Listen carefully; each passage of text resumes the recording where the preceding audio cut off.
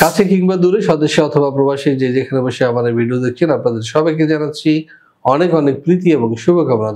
দর্শক, আজকে আমরা যে দেশটি নিয়ে কথা বলবো সেই দেশটির নাম হলো স্লোভেনিয়া। হ্যাঁ দর্শক, আপনারা নিশ্চয়ই জানেন যে স্লোভেনিয়া হচ্ছে ইউরোপের একটি উন্নত সমৃদ্ধ সেনজেনভুক্ত দেশ। আজকে আমরা জানবো আপনারা কিভাবে স্লোভেনিয়া যাবেন, কারা যেতে পারবেন, কি কি সুযোগ সুবিধা রয়েছে এবং বেতন ভাতা কি রয়েছে, সবিস্তারে তুলে ধরছি একটু পরেই, সাথে থাকুন।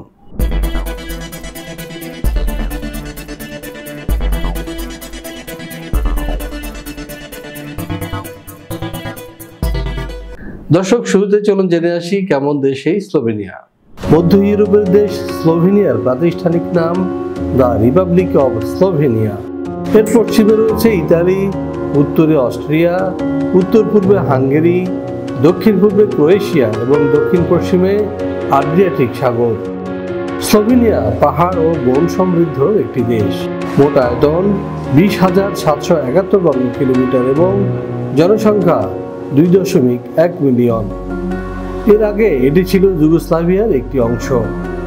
1991 সালের 25 জুন সর্বপ্রথম কোনো রাষ্ট্র হিসেবে স্লোভেনিয়া যুগোস্লাভিয়ার জোট থেকে বের হয়ে আসে এবং নিজেদের স্বাধীন ও সার্বভৌম রাষ্ট্র হিসেবে ঘোষণা করে। তাদের বেশিরভাগ স্লোভেনিজ জাতিভুক্ত। স্লোভেনিয়ার আবহাওয়া প্রধানত উপমহাদেশীয়।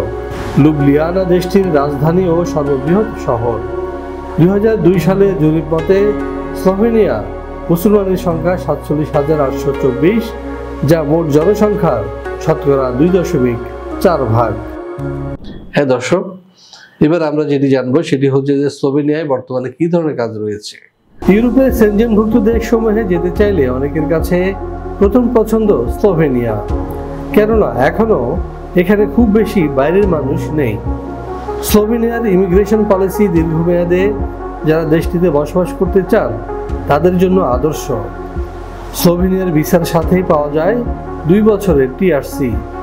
সেই সঙ্গে যদি এই 5 বছর ফুল টাইম কাজ করার অভিজ্ঞতা থাকে তাহলে তিনি পাবেন স্লোভেনিয়ার পার্মানেন্ট রেসিডেন্ট কার্ড।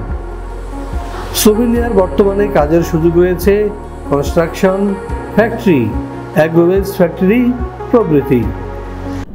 দর্শক, এবার আমরা যেটি জানবো সেটি হচ্ছে এই ধরনের কাজ করলে আপনারা বেতন ভাতা কি পেতে পারেন বা কি কি সুযোগ সুবিধা রয়েছে। এখানে যে কোনো কাজের ন্যূনতম বেতন 1,20,000 থেকে 1,30,000। বেশিরভাগ কোম্পানি থাকার ব্যবস্থা দিচ্ছে একেবারে ফ্রি। কোনো কোনো কোম্পানি দিচ্ছে ফুড অ্যালাউন্স। এছাড়াও পাওয়া যাবে স্লোভেনিয়ার শ্রম আইন অনুযায়ী সুযোগ সুবিধা। দর্শক, জানলাম কি কি সুযোগ সুবিধা পাবেন স্লোভেনিয়া। এখন প্রশ্ন হচ্ছে যে আপনার কি কি কাগজপত্র লাগবে আপনার স্লোভেনিয়া যেতে। চলুন জেনে আসি আরো একটি প্রতিবেদন থেকে। 18 থেকে 45 বছর বয়সী যে কোনো বাংলাদেশি নাগরিক যেতে পারবেন স্লোভেনিয়ায়, তবে তিনি হবেন অপরাধমুক্ত এবং সুস্বাস্থ্যের অধিকারী।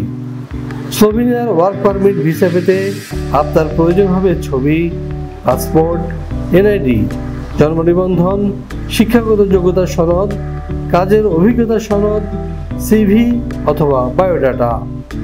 ইংরেজির পাশাপাশি যদি স্লোভাক ভাষা জানা থাকে তাহলে আপনার ভিসা ঠেকায় কে। তো দর্শক, আশা করি বুঝতে পেরেছেন স্লোভেনিয়া যেতে আপনার কত খরচ হবে বা কত সময় লাগবে সে বিষয়ে বিস্তারিত জানতে নিচে দেওয়া নাম্বারে ফোন দিন এবং আপনার তথ্য জেনে নিন কত টাকা খরচ হতে পারে। আর সবচেয়ে ভালো হয় আপনি যদি অফিসে এসে আমাদের সাথে বসেন, কথা বলেন, তাহলে সেটি হবে আপনাদের জন্য ভালো। তো দর্শক, আমাদের চ্যানেলটি সাবস্ক্রাইব করে আমন্ত্রণ জানিয়ে আজকের এই ভিডিও শেষ করব। তার আগে জানিয়ে দিচ্ছি আমাদের ঠিকানা house 12, road 12, DIT project, Madhya Badda, Dhaka. BRAC university ঠিক উল্টো দিকে 100 গজ ভিতরে ঢুকলে আপনি ডিআইটি প্রজেক্টে 12 নম্বর সড়ক, 12 নম্বর বাড়ি, লিফটে 5 আমাদের অফিস। আশা করি দেখা হবে, কথা হবে। তো সবাই ভালো থাকুন, সুস্থ থাকুন এবং নিরাপদে থাকুন। আল্লাহ হাফেজ।